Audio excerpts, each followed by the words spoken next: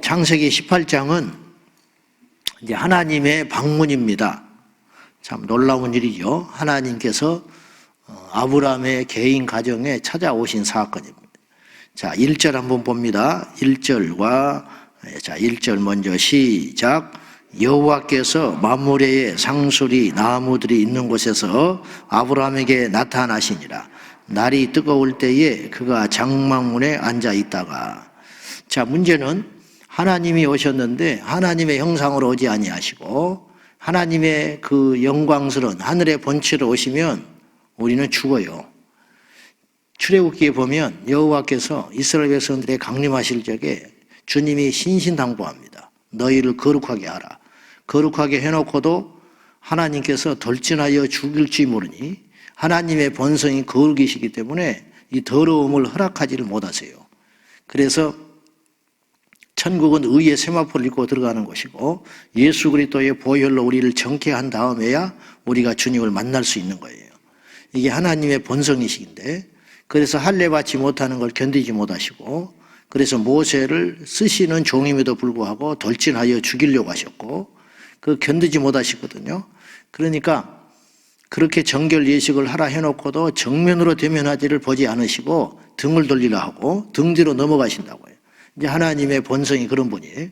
그래서 하나님께서 아브라함에게 직접 현현하셨다는 것은 그건 아니신 것 같고 근데 그래서 오늘 18장에는 하나님으로 그랬다가 사람으로 나타났다가 막 그렇게 이야기를 해요. 그것은 이제 신비로운 하나님께서 어쨌든 당신의 방법으로 아브라함에게 방문하셨다는 게 중요한 것이 되겠습니다. 근데 하나님이 오셨는데 아브라함의 눈에는 하나님의 형상으로 보이지 아니하고 사람으로 보였어요. 그래서 2절에 이렇게 기록합니다. 시작. 눈을 들어 본즉 사람 셋이 맞은편에 서 있는지라. 그가 그들을 보자 곧 장막문에서 달려나가 영접하며 몸을 땅에 굽혀. 그리고 이제 창세기 19장으로 넘어가 보면 소돔과 고모라에 천사 둘이 들어가요. 천사 둘이 이제 경고하러 갔다가 롯과 그의 식구들을 구출하고 이제 그런 장면이 나오는데 그때는 둘이 나타난다. 여호와께서는 가셔요. 여호와께서는 가시고 그러므로 천사를 대동하고 여호와께서 사람의 형상으로 일시적으로 오셨다가 제 말도 이제 오류는 있을 수 있어요. 중요한 건 아닌데 한 번은 짚고 갈 필요가 있죠. 그랬는데 주님께서 아브라함과 말씀하시고 사람과 대화하듯이 이렇게 이야기하시잖아요. 그리고 나서 천사 둘은 자기의 사명에 따라 주님의 일을 하시고 그리고 하고 여호와께서는 다시 올라가시는 그런 내용은 없지만은 그랬기 때문에 천사 둘이 남아서 일을 하는 그런 이야기가 아닌가 싶습니다. 중요한 건 여호와께서 아브라함에게 오셔서 다시 축복하시고 약속을 확인하시고 그리고 어떤 아브라함을 향한 당신의 계획을 이렇게 말씀하심으로 하신다는 것 그것이 중요한 내용이 되겠고 오늘 이제 아브라함이 자기의 눈에 사람으로 보였는데 아브라함의 태도가 이 일행을 맞이하는 태도가 굉장히 극진하다는 거죠. 그리고 3절에 내 주여 내가 주께 은혜를 입었사오면 원하건대 종을 떠나 지나가지 마시옵고 라는 표현은 제가 볼 때 하나님으로 영접한 건 아닌 것 같고 감히 그렇게 하다가는 아브라함이 지금 정말 하나님의 형상을 받고 하나님의 현현으로 봤다면 저는 이렇게 못할 것 같아요. 이렇게 못할 것 같고 그냥 거의 기절하고 절도하고 그리고 그의 아내 사라도 속으로 웃잖아요. 하나님이 약속하실 때 내년 이맘때에 아들이 있으리라. 그러니까 그 아내가 웃거든요. 그것은 감히 하나님이 그렇게 말씀하셨다면 그런 태도를 보일 수는 없었겠죠. 그런 여러 정황으로 볼 때 뭘 우리가 알 수 있냐면 아브라함의 삶의 자세가 이렇게 항상 누군가를 향하여 섬기고 대접하는 자세로 특화되어 있는 인물이다. 이렇게 봐요. 그래서 히브리서 13장은 이 비밀을 이렇게 이야기합니다. 형제를 사랑하기를 계속하라. 손님 대접하기를 잊지 마라. 부지 중에 천사들을 대접한 이들이 있었느니라. 그렇게 했는데 아브라함이라고 꼭 찍어 말은 않았지만 부지 중에 천사를 구약 성경에서 천사를 만나고 대접한 이가 많지 않습니다. 많지 않으니까 아마 아브라함을 주목하고 한 소리는 아닌가. 부지 중에 알지 못하는 중에 그냥 습관에 따라 대접을 했는데 알고 보니까 천사였다. 알고 보니까 여호와 하나님이셨다. 이렇게 보는 것이 맞지 않는가. 그래서 축복을 받았다. 약속을 받았다. 이제 그런 말입니다. 진실한 대접에는 하나님의 보상이 있어요. 성경도 말하기를 대접하는 자가 대접을 받는 자보다 복이 있다 했습니다. 이걸 그냥 액면 그대로 해석을 해보자 이 말이에요. 대접하는 자가 대접을 받는 자보다 복이 있다. 주는 자가 받는 자보다 복이 있다. 섬기는 자가 섬김을 받는 자보다 복이 있다. 높임을 받는 자보다 높여주는 자가 복이 있다. 할렐루야. 이것이 하나님의 법칙이라는 거예요. 세상은 그렇지 않아요. 공짜를 좋아하고 높아지는 걸 좋아하고 휘두르는 걸 좋아하고 대접받는 걸 좋아할지를 모르나 그래서 어디 가서 의시되고 누가 나에게 굽신굽신하면 속으로 폼 잡고 그것이 성공이고 그것이 인생의 재미인 양 그렇게 살아가는데 성경은 정반대를 이야기하는 거예요. 예수님이 낮은 곳에 오셔서 제자들의 발을 씻기시고 섬기신 것 같이 그것 자체가 높임이다. 너희는 세상에서 살 때에 너희들을 대접하고 높아지면 그것이 높아지는 것으로 알거니와 나는 너희에게 말하노니 섬기는 자가 곧 높아지는 것이다. 주님이 그렇게 말했어요. 이 메시지는 뭐냐면 우리가 누군가를 대접하고 낮은 자세로 섬겨주면 그 사람이 결국은 언젠가는 높아져 그런 뜻이 아니고 굉장히 적극적인 의미로 이야기하죠. 하나님의 눈에는 당신의 눈에는 누군가를 섬기고 대접하고 낮은 자세로 하는 것 자체가 이미 높아진 것이다. 주님이 그렇게 말씀하시는 거예요. 순서가 중요합니다. 축복을 받기 위해서 대접을 하는 것이 아니라 대접했더니 복을 받게 되는 것. 이것이 우리 그리스도인의 삶이고 우리 온 성도님들이 저와 여러분 모두가 그런 복을 받기를 축복합니다. 하나님께 복 받기 위해서 충성을 하고 하나님께 복 받기 위해서 봉사를 하고 하나님께 복 받기 위해서 복음을 전하고 전도한 것이 아니고 나는 하나님을 사랑하고 하나님이 살아계시는데 내가 이렇게 살 수 없다. 하나님이 지켜보고 계시고 하나님이 살아계시는데 내가 어떻게 이렇게 살아겠느냐. 하루하루를 주님과 동행하며 주님 의식하며 최선을 살았는데 복을 받으려고 해서 받은 것이 아니고 병을 낫게 하려고 한 게 아니고 자식을 잘 키워보려고 잘 키워본 게 아니고 높아지려고 해서 높아진 게 아니라 어느 날 뒤를 돌아보니까 내가 상상할 수 없을 만큼 복을 받고 내가 상상할 수 없을 만큼 자식이 형통하고 내가 상상할 수 없을 만큼 귀한 자리에 놓여 있는 것이야말로 진짜 복이 아니냐 이 말이에요. 아브라함이 그 모델이 되는 거예요. 아브라함이 지금 자식을 얻고자 대접한 게 아니잖아요. 아브라함이 지금 무슨 유명해지려고 본토 친척 아비 집을 떠난 게 아니잖아요. 아브라함이 자기 자손이 하늘의 별과 땅의 바다처럼 많아질 걸 기대하면서 하나님께 예배드리고 충성하고 달려온 걸음이 아니잖아요. 그건 기복주의고 그건 잘못된 신앙이라.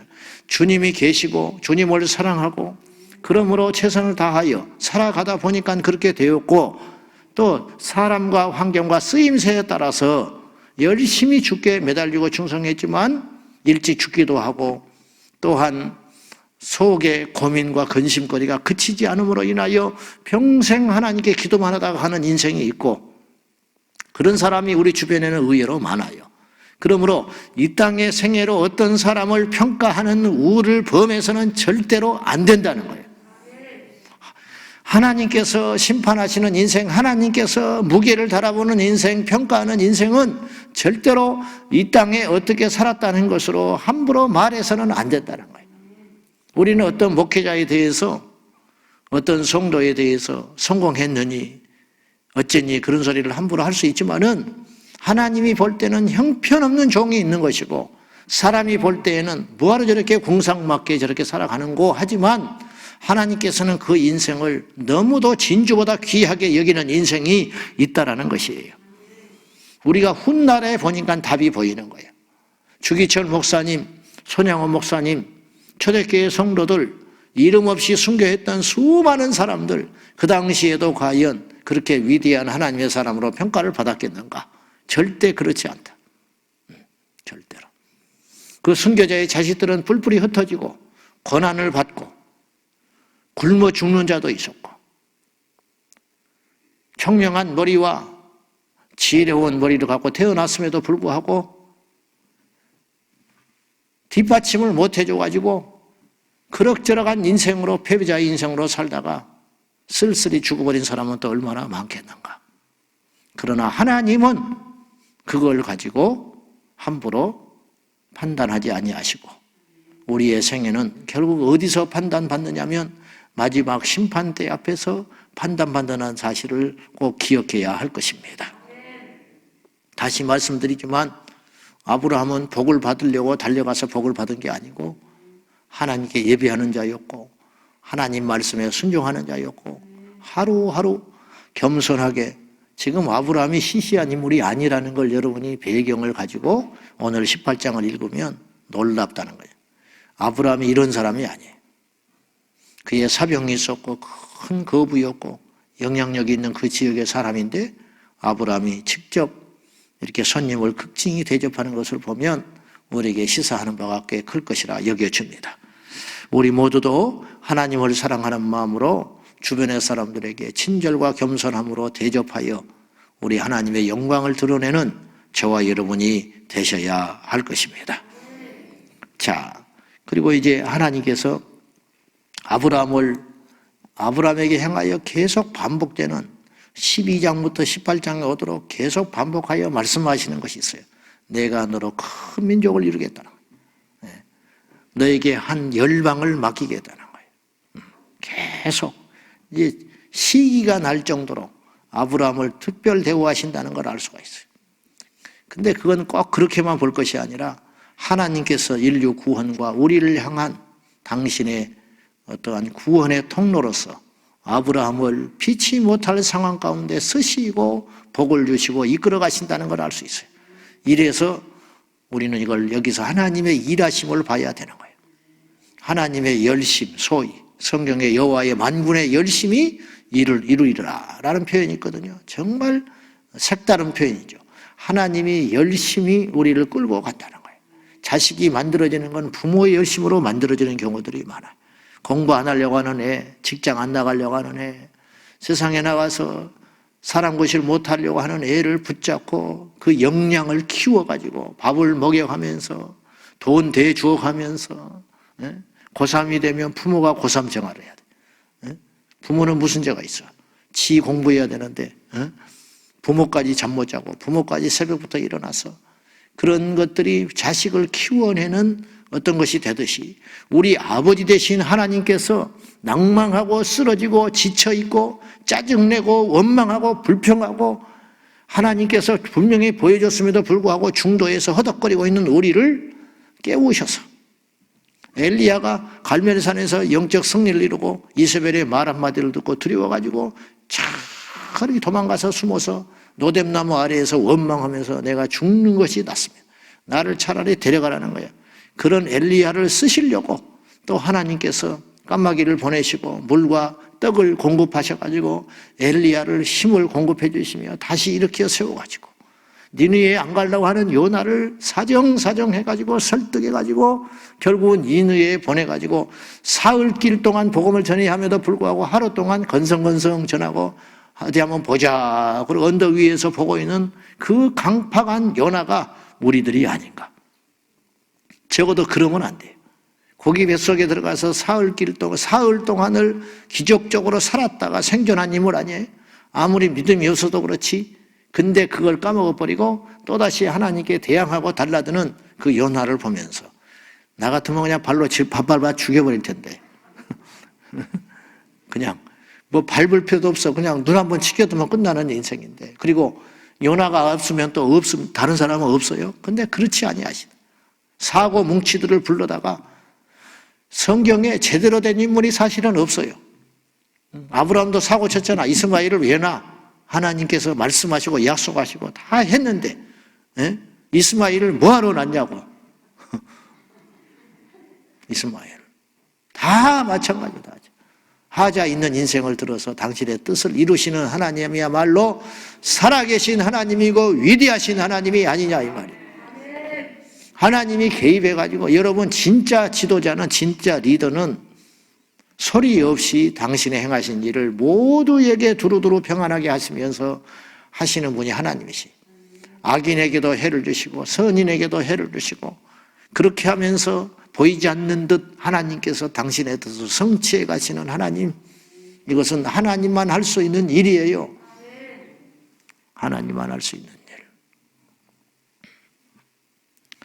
그래서 소돔과 고모라의 그 19절 말씀을 한번 봐요. 19절 하나님께서 아브라함을 왜 택하셨나? 시작. 내가 그로 그 자식과 건석에게 명하여 여호와의 도를 지켜 의와 공도를 행하게 하려고 그를 택하였나니 이는 나 여호와가 아브라함에게 대하여 말한 일을 이루려 함이니라. 하나님의 다 뜻이 있다. 왜 불렀겠냐? 내가 그로 그 자식 모두에게 그리고 권석에게 우리까지 해당되는 거예요. 우리를 왜 부르셨느냐? 여호와의 도를 지켜. 여호와의 도를 지키면 나타나는 열매가 있는데 의와 공도를 행하는 열매가 나타나는데 그것을 행하려고 우리를 택해 주셨다. 예수 그리스도를 믿는 우리는 세상에 나가서 의를 나타내고 공의로운 도를 지켜 행함으로 하나님의 영광을 드러내야 한다 이 말이에요. 썩어지는 세상을 그냥 보고 있어서는 안 된다는 거예요.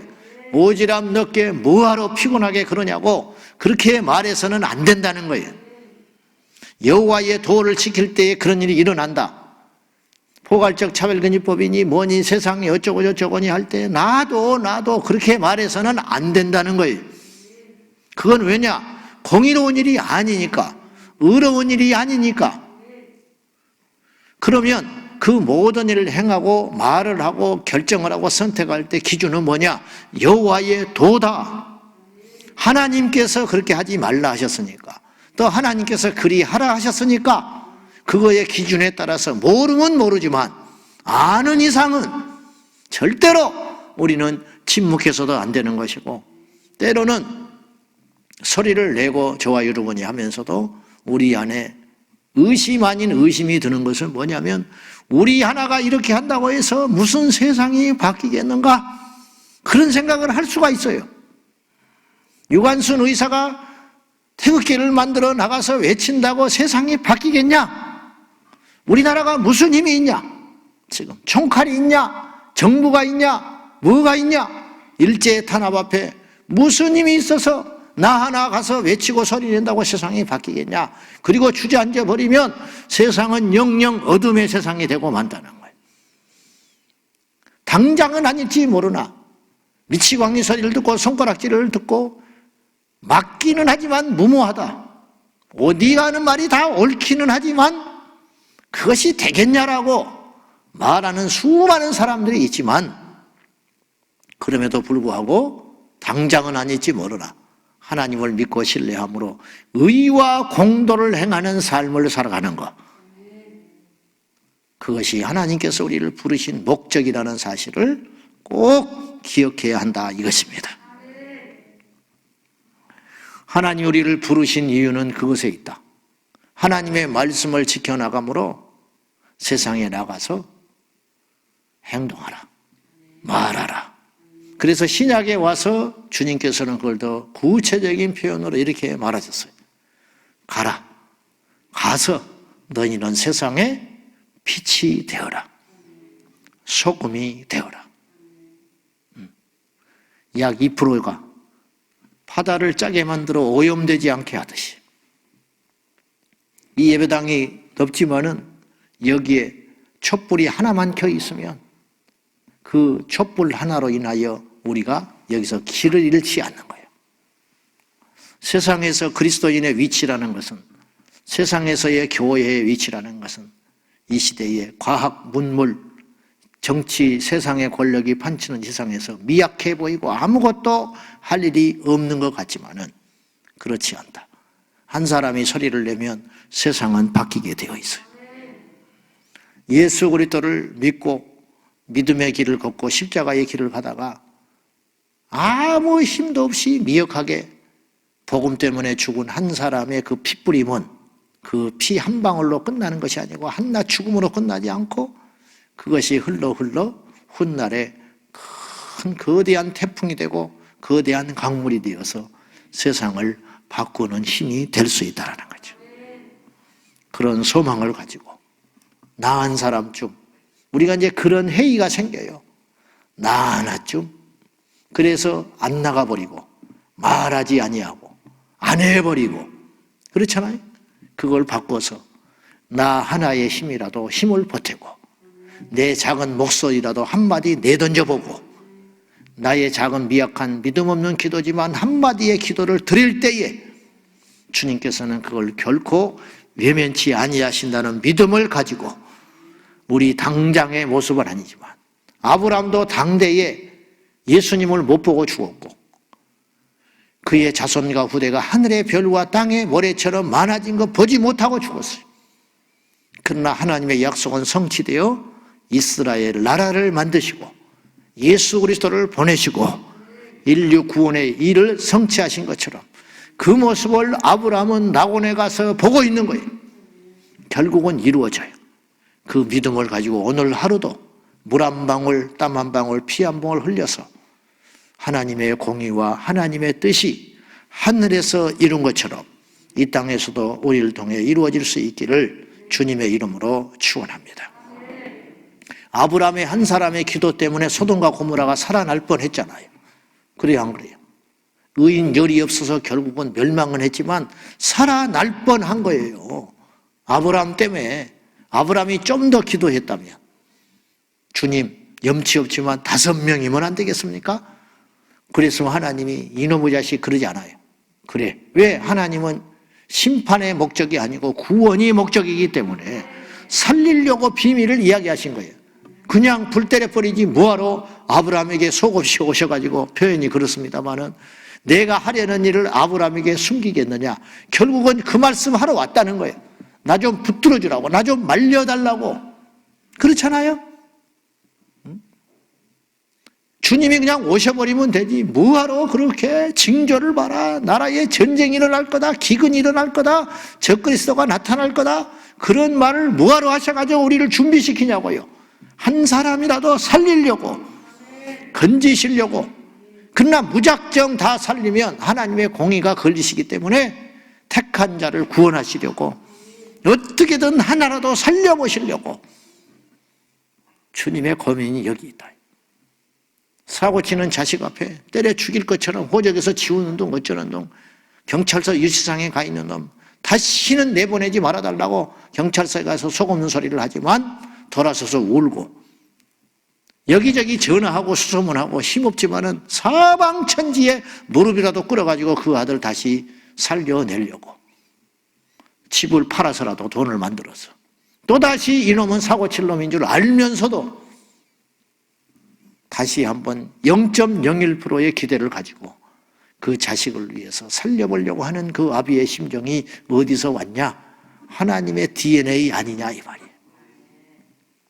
그 하나님이 없다 말하지 마시고 그 하나님이 잔인하다 말하지 마시고 이해가 안 된다고 말하지 마시고 우리 같은 흉악한 강포한 죄인들을 살리사 인류 구원의 역사를 이루신 하나님. 가정이지만 만약에 아브라함이 주님 아무리 생각해도 의인이 없는 것 같소. 그래도 살려주면 안 되겠습니까? 그랬으면 하나님이 어떠했을까? 모세의 기도를 들으셔서 이스라엘을 다 멸절하시려다가도 그 뜻을 돌이키신 하나님이라면 한 사람의 기도가 얼마나 강력한가 이걸 알고 오늘 우리가 이 새벽에 내뱉는 나라와 민족을 위해 어쩌면 우리는 습관적인 기도를 할지 모르나 어쩌면 우리는 입에 붙은 말을 한마디 할지 모르나 그 기도조차도 하나님께 상달되어 응답하신다는 사실을 기억하고 아무리 더럽고 썩고 악하고 실망되는 세상이라 할지라도 세상과 하나님의 나라와 이 민족과 교회의 장래를 위해서 기도하기를 쉬지 않는 저와 여러분이 되어야 할 것입니다. 기도하겠습니다. 이 시간에 기도할 적에 주님께서 우리를 부르신 것은 여호와의 의와 공도를 이 땅에 행하게 하시려고 택하셨으니 우리가 그 역할을 감당하게 하여 주십시오. 우리가 잠잠하면 돌들로도 소리치게 하신다 하신 하나님, 우리가 소리를 내게 하시고 우리가 행동하게 하시고 우리가 부르짖게 하여 달라고 다 같이 기도하겠습니다. 살아계신 하나님 아버지, 여호와의 도의 기준을 삼고 세상에 나와 의와 공도를 행함으로 하나님의 선하시고 기쁜 뜻을 이루도록 도와주십시오. 이 민족을 위해서 기도하지 않을 수가 없습니다. 이 땅의 교회를 위해서 기도하지 않을 수가 없습니다. 이 땅에 우리 이웃을 위하여 기도하지 않을 수가 없습니다. 이 패역한 세대를 향하여 하나님 앞에 기도하고 외치지 않을 수가 없습니다. 우리의 외침과 우리의 행동은 너무도 작은 날개짓에 불과하여 금방 잊혀지고 사라지고 아무것도 아닌 것 같으나 결국은 하나님께서 행하실 줄로 믿습니다.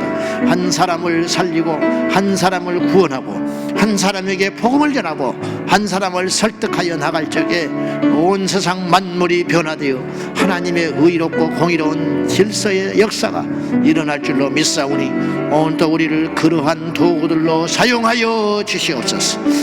안 된다고, 어렵다고, 힘이 없다고 낙심하지 말고 우리가 그 길을 걸어가게 하여 주시옵소서. 주여 믿습니다. 하나님 아버지, 우리는 현실적으로 힘이 없습니다. 우리는 너무 작습니다. 그러나 하나님을 믿습니다. 여호와께서 우리를 부르시고 택하시면 우리를 통하여 여호와의 의를 행하게 하시고 여호와의 공의로운 도를 이 땅에 나타내려 하시려는 하나님의 뜻임을 믿사오니 비록 우리 눈에 보이지 아니하고 당장 우리의 세대에 세상이 변하지 않는다 할지라도 결코 포기하거나 낙심하거나 주저하지 않게 하여 주시고 믿음으로 말하고 믿음으로 선포하고 믿음으로 행할 수 있도록 도와주시옵소서. 다시 일어나겠습니다. 다시 실망한 우리의 마음을 추스리며 하나님의 약속을 믿고 장장 25년의 약속을 믿고 100세의 아들을 얻을 때까지 아브라함이 하나님께 예배하고 나아갔던 것처럼 우리도 그리하게 하여 주옵소서. 예수님의 이름으로 간절히 기도하옵나이다. 아멘. 주여 주여 주여. 살아계신 하나님, 실망하지 말고 낙심하지 말고 이 민족과 열방을 향하여 교회 장래와 우리 자녀의 미래를 위해서 기도하기를 쉬지 말게 하옵소서.